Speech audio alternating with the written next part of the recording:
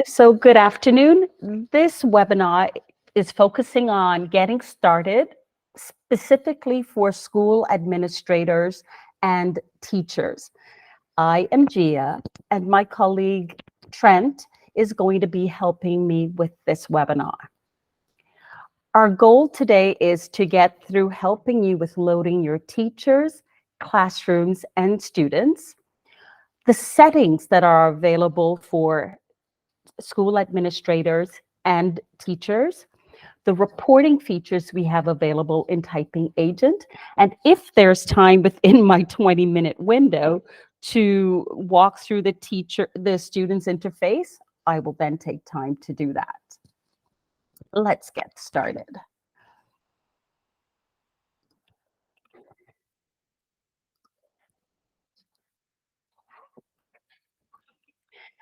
When you as a teacher or a school administrator, when you log into Typing Agent, you will see this. Well, technically, the school administrator would see this. The teacher would not. The teacher would only see his or her class or their class. But the school administrator, you know that you are logged in as a school administrator because you would see this word here and you would see this interface. So the first thing the school administrator would want to do is upload your staff. So you can go ahead and do this with the CSV file. We've told you which columns need to be there. We told you you need to have the role, the title, the username, email, first name, last name, password, action. Now, you don't need to have the optional fields filled in, but the required fields definitely need to be there. Notice for teachers, do put a real email address there because once you've created the accounts, we will send them an email saying, hey, an account has been created for you, log in here. Notice the action items. C is for create, U is for update, D is for delete.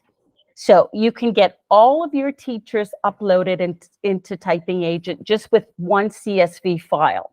We ask that you make it, just to be sure that it's accepted, make it a UTF-8 formatted file because those types of CSV files can handle your apostrophes, dashes, and any sorts of the extra special characters, whereas a regular CSV file may be temperamental.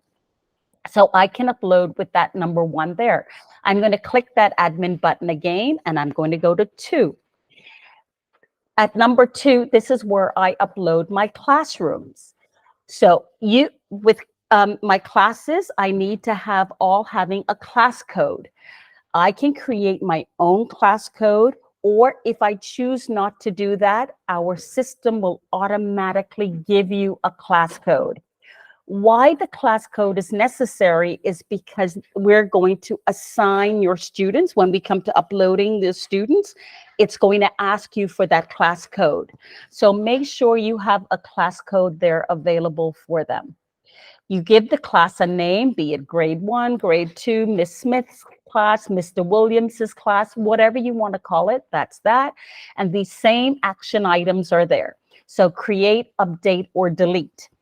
With those of you who are returning, it's important if you save your CSV files year over year, so you don't have to keep creating new ones. You can save it and then just click U to update it. For any of the students or teachers' data that you need, just update it and it will automatically do that in the system for me. I'm going to click U, admin again, and then I'm going to upload my students. Now, students in schools, privacy is oh so important. Notice the things that we need. The class code we say is optional. If you choose not to put your students in a classroom, they will go in the unassigned students area. And we have this because some schools don't put students in classrooms. They just have them doing whatever they want. So we have that option here where you don't have to assign your students to a classroom. Those of you who do put your students in classrooms with teachers, please put the code that you have created for them there. You have to give the child a username. We don't need to know their first names, last names. They need to have the password.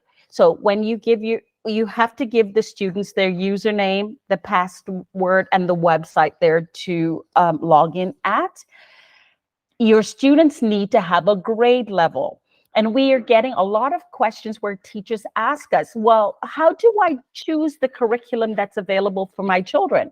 Well, you don't need to do that. If you put them in a particular grade level, we will automatically assign to them the curriculums that are available for their grade levels. Notice here that we do have tags 1 and 2. Those ones are just optional should you need to manage your data in any way. Tag them as these are my beginner typists, my intermediate ones, whatever you want. That's there for you, not for us. And you just create, update, or delete those students, upload your CSV file. With all of your CSV files, it's a 4-step process. Once the file is uploaded, it'll ask you, we will match the columns. And then if there's any sort of error, you look to the far right and you'll see a triangle. You hover over that triangle and it will tell you exactly what your error was. You correct the error and then you click to finish it. Once it's finished, it will tell you X number of data was uploaded, you're good to go. Now, if you're having any sort of trouble with this, my rule of thumb is if I've spent 2 minutes trying to upload my data, I've spent 1 minute too much. So just contact us here. You see this little button right here? That's your chat box. Just send us a message and we typically respond to you. We say within 15 minutes. Now the school is starting. It may be a little bit longer. It's not usually longer than a 2-hour wait, but most times it's very much around 2 or 3 minutes that we'll get back to you. We are not bots. We are people who actually answer your questions. So you can always go and send us a message. We'll help you there to upload your files. If ever you have any questions, at the top right under your name, there is our Solution Center. It pops up in another window and you can write whatever keywords you want. Like, for example, if I want to add something, I'm just going to put add. And notice anything coming up with adding staff, adding students. If you're not a district administrator, then you know this is not for you. If you are a teacher or school administrator, then you know any of these documents are for you because they're written with you in mind. And a lot of our documentation will have videos on them, so you don't have to worry about that. Okay, so I'm going to click this admin button here, and I'm just going to go on school management. In school management, we're going to look at our settings. You know what I did not do, and I'm sorry about that. I didn't show you where the classrooms were. Classrooms is right under there, and notice here are your class codes. So if you did not put your class codes in a CSV file and you wanted us to create those codes for you, it will be right here. Again, that's under your admin button, click classrooms, and you will find those there. So now I'm going to click admin and I'm going to go into my school management area. This is where I'm going to manage what happens at my school because I am the administrator. My settings are here. Notice something that's new to this year, that this area here is how typing agent is now aligned with WCAG standards for students with disabilities. So we've activated that for all of the students, for all of the schools, but we've left it that at the teacher level or you as a district administrator, because you can log in as any teacher at any time. You can activate this for one particular student or 2 students, whatever. We didn't put it in our regular accessibility options that students can manage because they will play around with it because it's quote unquote fun, or they may just want to waste time in there.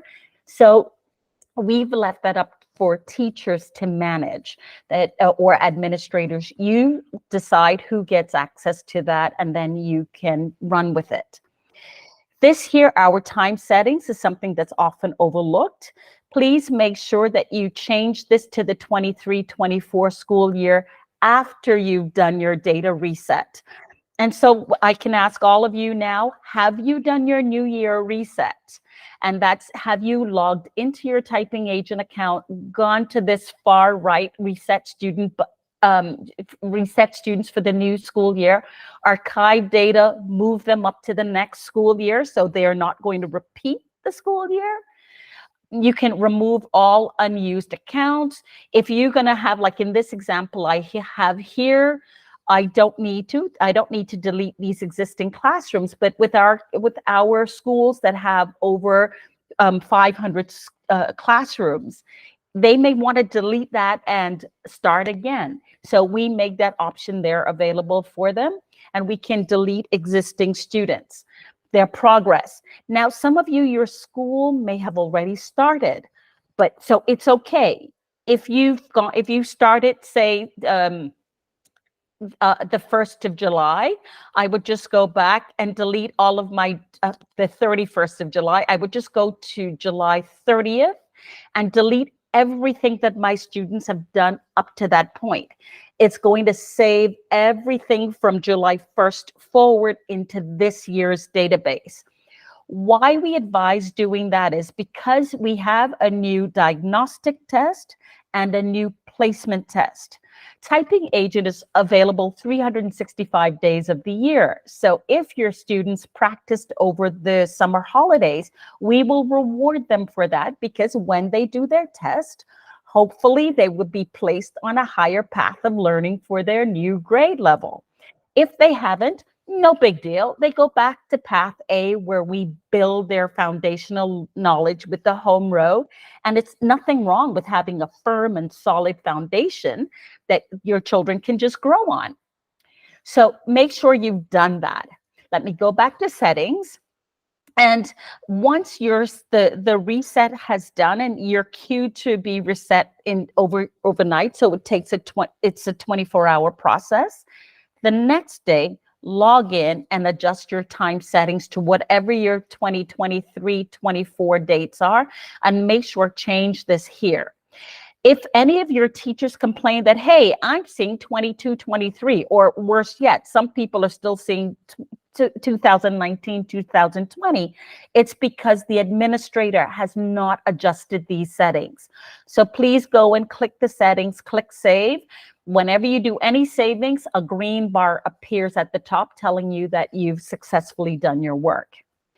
The permissions tab just tells you what you've permitted everybody, that is administrators and teachers, to do. Our default settings is that teachers get access to everything.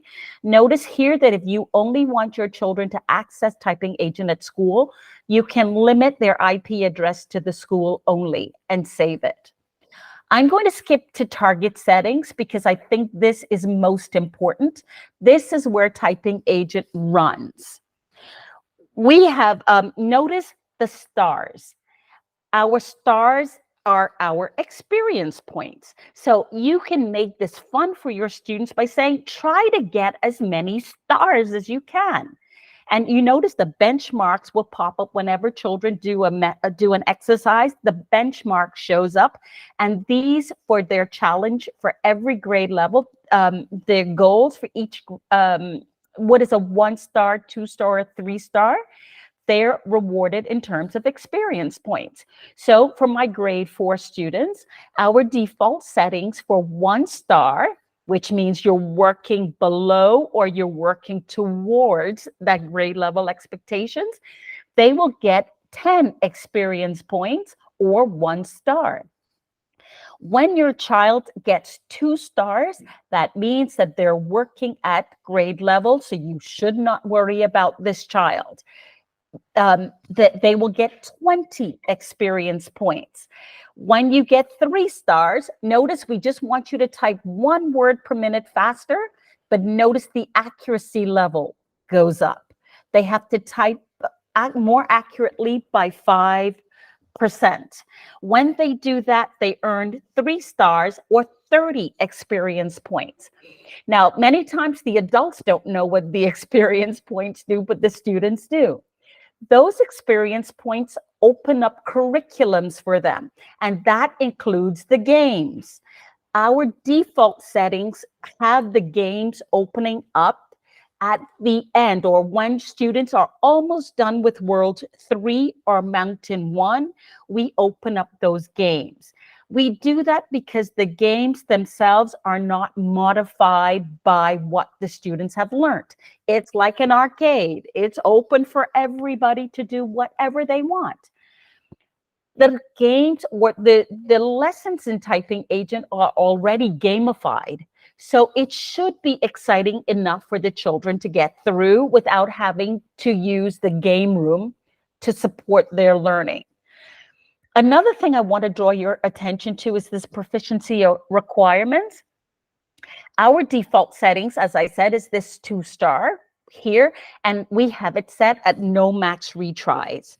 The no max retries is there so that they have to go and reach those targets before they move on to the next lesson. Now, many teachers are tempted to move on because they want children to quote unquote finish the curriculum. Yes, students can finish the curriculum, but it's never can we finish. It's how well did they finish the curriculum. Typing Agent can only guarantee that they will do it well if you do it at this here, no max retries. Now, there are teachers who actually pay attention to everything their students do, and they check the progress reports. If you're one of those teachers and you can then go and make sure that the child is doing the work, then go ahead and adjust these. If you're not that type of hands-on who's going to check every week, every 2 weeks, then leave it at no max retries and let Typing Agent do the job for you. I'm going to scoot back here to grade settings and notice what I said with the experience points. These are the additional curriculums that we have available to you, and they open up at different points during the time, as children go through their keyboarding curriculum. Here are the games that are available to them. Note that if you didn't want them to use experience points, you can bypass that. If here you can adjust the character count, we suggest you don't, because if your children are attaining the grade level goals, our lesson should be, the main lesson that is, should be 2 minutes maximum. If you're finding that a child is taking over 2 minutes, then it means that that child is working up to the proficiency, or it's too hard for them. I will show you how you can make an adjustment for that child. You can do test time, test attempts, and I can show you how to do that. But should you make any adjustments here, you just click save at the bottom. The grit coins, students, is something again that students notice. They earn grit coins based on how many lessons they've passed successfully. With each lesson, we give them like 5 coins. They use those coins to buy game time when their game room opens up, or they can buy things to fix their avatars, improvements, modifications that they can do for their avatars or for their backgrounds. I love this using grit coins because it teaches kids how to manage their resources. You will find the students, as soon as they get 10 grit coins, and if you have their games open whenever they want to spend it right away. Versus some kids will save them until they have enough time. Whenever you open up the games for them, they can spend a lot of time doing that. But this is one way we have that you can manage these particular areas per these grade levels. In the grade book, we have our default settings for each grade. You can go in and modify these however you want. What is an A, B, C? You can change these to happy faces, sad faces, whatever you want. Your school may have its own grading system. You can modify that. And once you do that, click save. Otherwise, let Typing Agent do that for you. In the school portal, we have these options. The Login Clever Class link is not available for single schools. These are available for our districts with usually over 2,000 students. We can upgrade your account for you, but that's going to take development time to do that. So just write to us. We can talk to you about how we do this. But you do have login with Google, where if you have Google Classroom, you can import your students in with Google Classroom and they will appear here. That will permit your students to log in with Google single sign-on on your area. You can allow your children to sign in with their self-register. You can allow teachers to self-register. Should you allow your students to self-register, you have to give them the class code. And I showed you, go there, get that class code for them. That way they'll know to sign themselves into your particular classroom. So I'm going to now go to reports. The reports for the administrator, you notice you have all of these types of reports here. The key thing that school administrators like to use will be anything to do with usage report. Notice we have them here. One thing I want to draw your attention to is this school activity report, particularly if you have your permissions open, that teachers can do things. You may get teachers complaining to you that, hey, I deleted my students or my students disappeared. You can always click here and see who did what. And once you find that out, then when you write to support, you can write to us with information saying, hey, teacher so-and-so did this. Can you change this? Can you fix this for me? That gives us more information to operate with instead of my data disappeared. It doesn't tend to disappear. Teachers or admins tend to do something and may have forgotten that they did something. Another great thing is this diagnostic test report, and I'm just going to click on it. You can click, and all of your grade 3 classes, you can select to import all classes, see it for all students, and you can run it. And you can see for everyone who's done the diagnostic test. That diagnostic test is your test over time. So this is why, again, that reset is so important, because the first time the students log in, no matter what grade level they're in, you can, of course, filter this to go by grade level. But as soon as they log in, they do that diagnostic test. You'll see how they score for the first test. And while they go through all of the worlds, by the time they get to world 31, we will give them a final test. And all of those tests over time is the exact same test. You will then see how students build. And why we do that is we want to compare apples with apples. That exact same test, can the student pass it without, and let's see, have they improved in accuracy and speed?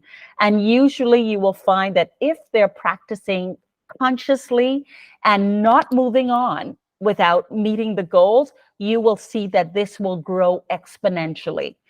Trust our process. We've been doing this for years, and we know that our program works. Here again are all of the curriculums. I want to stress this notepad area. It's one of the most underused areas in Typing Agent. It's an excellent way for your students to do word processing. ISTE and CCSS, they're asking for students to type a page, 2 pages, 3 pages in a certain amount of time. The notepad permits you to do this.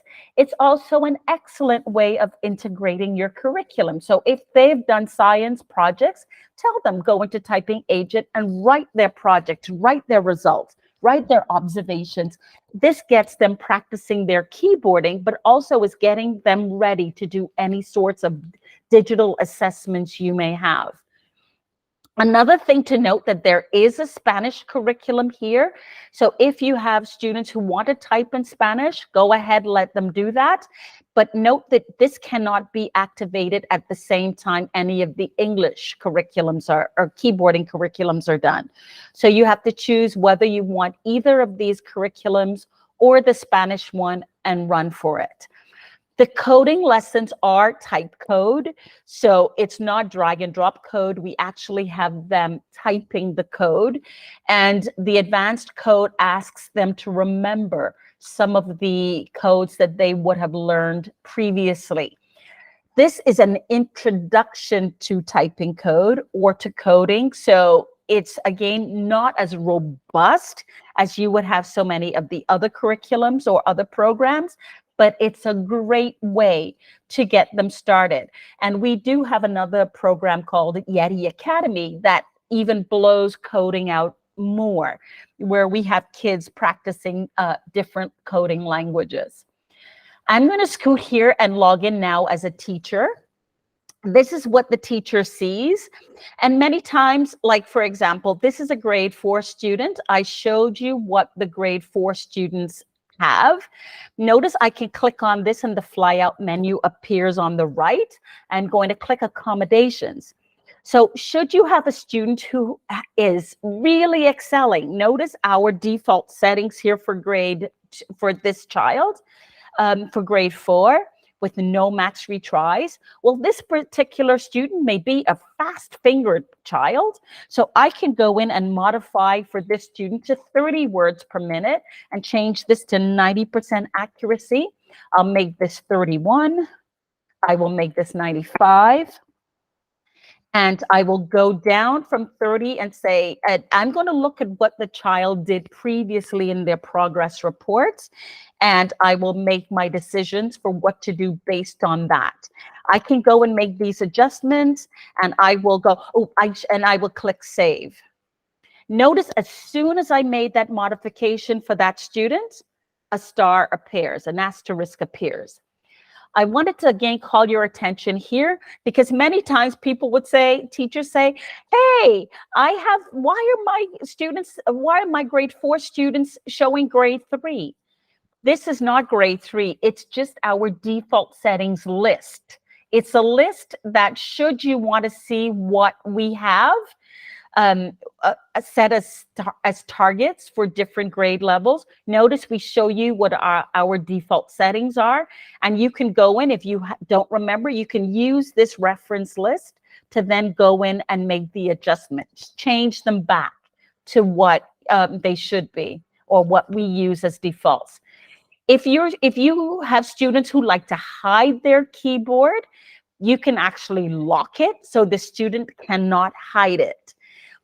We prefer that the correct letter is required, but notice that you have all of these different interfaces available for these commands available. You have these. If you have one particular student that you do not want them to play games, you can go in and disable the games, make any modifications for the games that you need to. The accessibility options, these are what automatically come with Typing Agent. Notice that this is what I told you about, where at the student level, they can make even more access. So if they're colorblind, visually impaired, need reading done for them when they hover over things, these are there. These are the more advanced code, but these options, but we already have high contrast just automatically built in that students can do this for themselves. If you have a student with only one hand, you can actually click which hand they have so they can go and type with that and move on from there. That you will find that when they log in, we will show them how to type with either the left or right hand or both hands. With the digital citizen curriculum, this is the citizenship curriculum. It's the only one where you can stop children from advancing.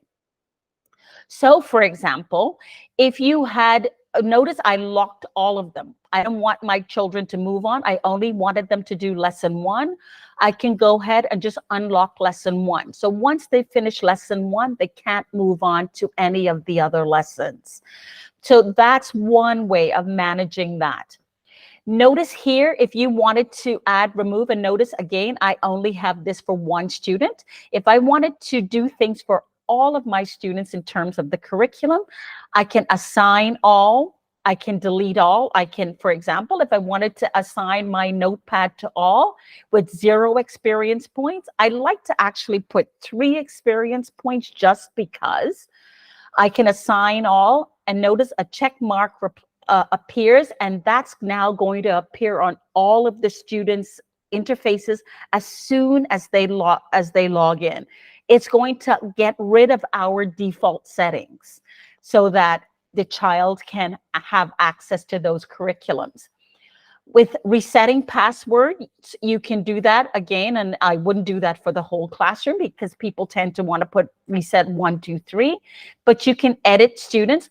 Note that if you have a student that you want to delete everything that one student has done so far and let them start from scratch, just click that, edit students, activate that, and click this here.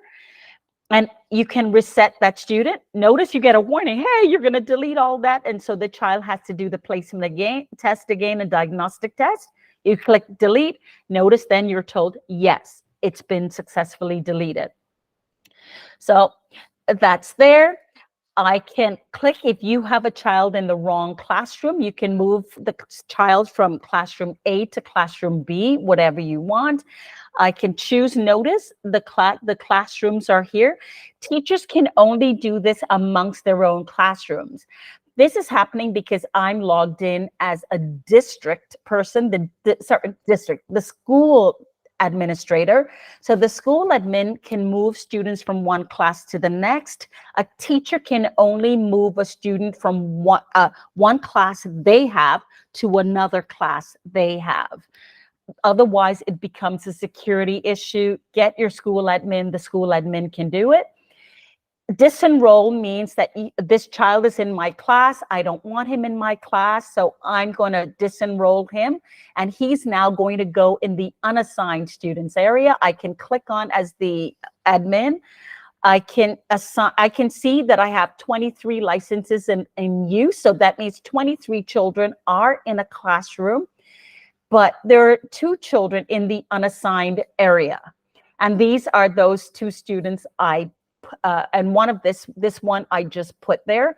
I can move him and this child, for an example, move him from here, put him in, I think it was test sample, the sample class.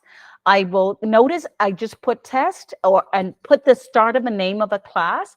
I can click the plus sign. And notice that appears, boom. When I click here in sample, my test students, test 1 and that child, they're back in the classroom. Should I want to confirm this, I can go to user management. Notice no unassigned students are there. When you're logged in as a teacher, you will only have your roster. You will be able to do the exact same thing for your students only. So that's there. These filters become really good for you. I'm going to scoot back here now. I'm going to use another student. Suppose this child, you can activate all these. You can print the login cards for your students so they don't have to guess how to log in. You can print these certificates. You have a child who's really struggling, but they're giving it the good old try. You can do them a great improvement certificate, or if they've finished it, if they're in the K2 curriculum, print that certificate out. The certificates are printed with their data, with how they completed that curriculum. And the digital citizenship one, that's for those who have completed successfully the digital citizenship curriculum. Now I've got, let me check the settings. Again, notice you have all these different settings that you can create or change for your students. You can, your lesson settings, you can enable them, required, whatever you want, you can do. And I've showed you this before, the accessibility and the scheduled test. The gradebook is there. The gradebook tells you what the student has done in keyboarding. We tell you what their average speed accuracy is and the grade that they've earned. Our reports, I think, are amazing. The progress reports are something that really can work for you. You click that and we show in this area here what their goals are, that is what they're attaining. And then here we'll tell you, you'll see these stars, which students, and flags, which students are what they've done. If they've scored 2 or 3 stars, amazing. If you see them with 1 star or this working on star, you can go in and start to look at them and see what their grades actually are, what they actually attained, and then start to make SMART goals for them. So if they're typing like this student, where I have this one at 45 words per minute, which is 9 5s or 45, which is a grade 9 setting, I can go in, and this child may be typing at 20 words per minute. I'm like, okay, that's way too hard. So I will take and make now, instead of 45, I will adjust this child to a 2-star at 20 words per minute. And I won't adjust the accuracy because I want them to type accurately. So I will make that quick adjustment for them. Whenever you see a flag, it means that your child is hitting 70% or less in terms of accuracy. So that's a time to, again, have a chat with the student, have the student start self-regulating to tell you why is it that they're not typing accurately. And based on what they say, you can start making adjustments for that child. This one just tells you that they're working to finish a particular world or a lesson in that world. Class scheduled tests are what you can assign to a class. You don't want to wait for a diagnostic test. You want to test your children yourself. So you can go ahead, create your test, make it, assign how long you want that test to be, how many tries you want for them to do it, and go ahead, assign it. Notice we have our own. If they're on the bottom row, you can do a bottom row test and save it. And when the children log in, they will have to do that test as soon as they click on their keyboarding curriculum. That's going to be assigned to them.